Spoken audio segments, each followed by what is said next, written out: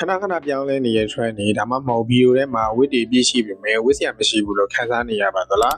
ဒီနေ့ဗီဒီယိုမှာတော့ကျွန်တော်စောစောအတိကန်ရေဘယ်လောက်ကောင်းမလဲလို့နောက်နိုင်ရမိရဲ့ကိုယ့်ရဲ့ style ကို accurate လုပ်ပေးမယ် fashion tips မျိုးပြပြပေးသွားမှာပဲဖြစ်ပါတယ်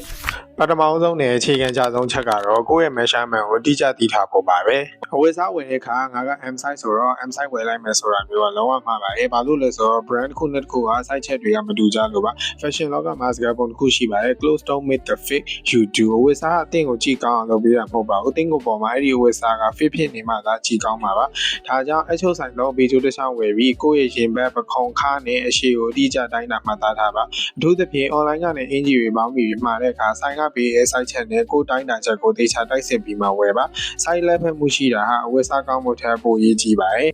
သူများတွေဝေထားလာပြီမဲ့ကိုဝေးလိုက်ရင်မွေးချောချောဖြစ်သွားတာမျိုးကြုံမှုပါသလားဒါဟာအယောင်မရွေးချက်တက်လို့ပါလူတိုင်းမှာမတူညီရဲ့ skin လုံးရှိကြပါတယ်ကိုယ်သားရောင်1တောင်းလားခုထောင်းလားဒါမှမဟုတ် neutral တောင်းလားဆိုတာအရင်ခွဲကြပါဒါကိုသိရင်ကိုယ့်ကိုပိုလင်းစင်မဲ့ color palette ကိုတိစောက်လို့ရပါပြီဥပမာဆန်းကျင်မဲ့အယောင်တွေကိုစနစ်တကျတွဲဖွဲ့ဝတ်ဆင်တဲ့ရင်လောကချက်ချင်းကြီးပေါ်လွင်လာတတ်ပါတယ်ဒီနေရာမှာအရေးကြီးဆုံးကဒုတ်ပိုင်သိရင် every color ပါအင်ကြီး design တစ်ခုကိုကြိုက်သွားလို့ဆိုပြီးရောင်စုံ6ဝယ်ရမျိုးကိုရှာမှာကိုယ့်ရဲ့ skin လုံးနဲ့လိုက်ဖက်မဲ့အယောင်တစ်ချက်ဒါမှမဟုတ်နှစ်ထည်လောက်ကိုပဲစစ်စစ်ဝယ်ယူတာကကိုယ့်ရဲ့ဝတ်ပြီးတော့ပို့ပြီးတော့စနစ်ကျစေပါတယ် style မိုက်တဲ့လူတစ်ယောက်ဖြစ်ဖို့အဝတ်စားတွေရနဲ့ကြီးရှိနေဖို့မလိုပါဘူးတကယ်လိုအပ်တာက wardrobe staple လို့ခေါ်တဲ့ဘယ်ရာနဲ့မဆိုတော့ဝတ်လို့ရတဲ့အခြေခံဝတ်စားတွေပါဥပမာရိုးရှင်းတဲ့ plain white tee အသားကောင်းတဲ့ denim ပေါင်းပြီး classic ဖြစ်တဲ့ off-fold shirt အင်ဂျီနဲ့ light ဖက်မဲ့ blazer နဲ့ရောင်ဒါတွေကရာသီမရွေး trend မရွေးအမြဲဝတ်လို့ရမယ့်အရာတွေပါ fashion မှာအမြဲတတိရမှာက quality over quantity ပါဈေးပေါ်ပေါ်နဲ့ရတဲ့အထည်အများကြီးကိုဝယ်မဲ့အစားရေရှည်ခံမဲ့အသားကောင်းမဲ့ရှော်လိုက်ရင်ပုံပြတ်မသွားမဲ့အထည်ကောင်းအနေငယ်ကိုပဲရွေးဝယ်ပါရေရှည်မှာပတ်စံပိုးသက်သာစေသလိုအသင်ကိုလည်းပို့ပြီးတော့စမတ်ကြစေပါတယ်ဒီအချက်ကတော့ကျွန်တော်တို့အားလုံးဖြစ်များသောအမှားတွေပါပဲကျွန်တော်တို့တွေကဆိုင်တွေမှာ 50% off တွေ clearance sale တွေတွေ့ရင်ဟာအရန်တန်နေဆိုပြီးစိတ်လှရှာပြီးဝယ်လိုက်မိတတ်ကြပါတယ်ပြီးတော့အိမ်ရောက်ရင်ဗီဒီယိုထဲထည့်ထားပြီးတခါမှထောက်မွေးဖြစ်တော့ပါဘူးအထားမှာက don't mind just because it's a bargain ဈေးသက်သာခြင်းတန်ခြင်းဟာဝယ်စားဝယ်ဖို့အတွက်အဓိကကြောင့်များခြင်းမဖြစ်သင့်ပါဘူးတကယ်မလို့ခြင်းပဲဈေးပေါ်လို့ဝယ်လိုက်တဲ့အရာဟာဘယ်လောက်ပဲတက်တန်ပတ်စံဖြောင်းလိုက်တာနဲ့တူပါပဲမဝယ်ခင်ကို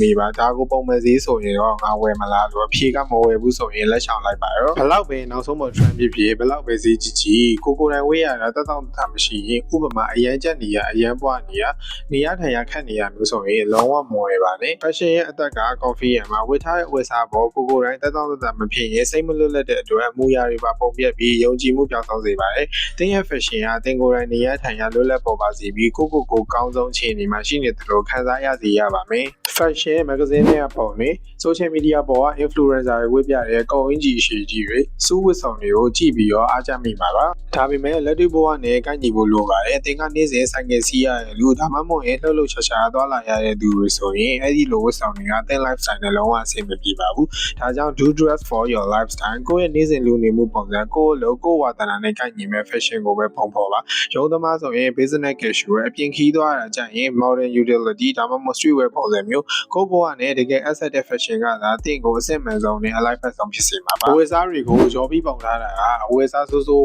းဝတ်မိခြင်းရဲ့အစပါပဲသင်အဝတ်ဗီဒီယိုကိုအမြဲတမ်းစနစ်တကျမျိုးစားလိုက်အယောင်လိုက်ရှင်းလင်းထားပါဘာလို့ရှိမယ်မျက်စိတည်းရှင်းလင်းမြင်မှသာ fashion ကိုတစ်ခုနဲ့တစ်ခုလှလှပပတွဲဖက်ဝတ်ဆင်နိုင်မှာပါဗီဒီယိုထဲမှာအခြေခံထည်ရေးဆုံးပြီးဆိုရင်အင်ဂျီတစ်ထည်လေးဝတ်မယ်စားထပ်ဆင့်ဝတ်ဆင်တတ်တဲ့စွမ်းရည်ကိုမွေးမြူပါ plain tee ပေါ်မှာ flannel shirt အင်ဂျီတစ်ထည်ထပ်ဝတ်တာမျိုးဒါမှမဟုတ်ရင် lightweight jacket တစ်ထည်တင်လိုက်တာမျိုးဟာသင်ရဲ့ look ကိုရိုးရှင်းကနေချက်ချင်းစိတ်ဝင်စားကြကောင်းပြီး fashion ကြရဲ့ look တစ်ခုဖြစ်ပြောင်းလဲပေးနိုင်ပါတယ်ကိုယ့်ရဲ့ကိုယ်ပိုင် style ဆိုတာတရက်ထဲတစ်လတည်းနဲ့ဖြစ်လာတာမျိုးမဟုတ်ပါဘူးfashion ကိုဖြည်းဖြည်းချင်းမဲ့တော့လားဒီလထဲမှာ trend တစ်ခုခက်စားလာလို့ဆိုပြီးဗီဒီယိုတစ်ခုလုံးကအဝတ်တွေကိုအကုန်ပြောင်းပြတာမျိုးမလုပ်ပါနဲ့ဝယ်စားတစ်ခုလုံးမဝယ်ခင်သေးချာစဉ်းစားပါငါဒါကိုအခါ30မကဝတ်ဖြစ်မှာလားငါဗီဒီယိုတွေကရှိပြီးသားအင်ဂျီ3ထည်နဲ့တွဲဝတ်လို့ရမလားလို့ကိုမေးမြန်းပါရွယ်ချက်ရှိနဲ့စဉ်းစားပြီးမှဖြည်းဖြည်းချင်းစူဆောင်းသွားတဲ့အဝတ်စားတွေကလည်းတင်းရင်ကိုယ်ပိုင်မှသာ style စစ်ဖြစ်လာမှာပါအခုခေတ်မှာ social media တွေကြောင့် fashion ဆိုတာဓာတ်ပုံရိုက်ဖို့ဗီဒီယိုလုပ်ဖို့ content တစ်ခုလိုဖြစ်နေပါတယ်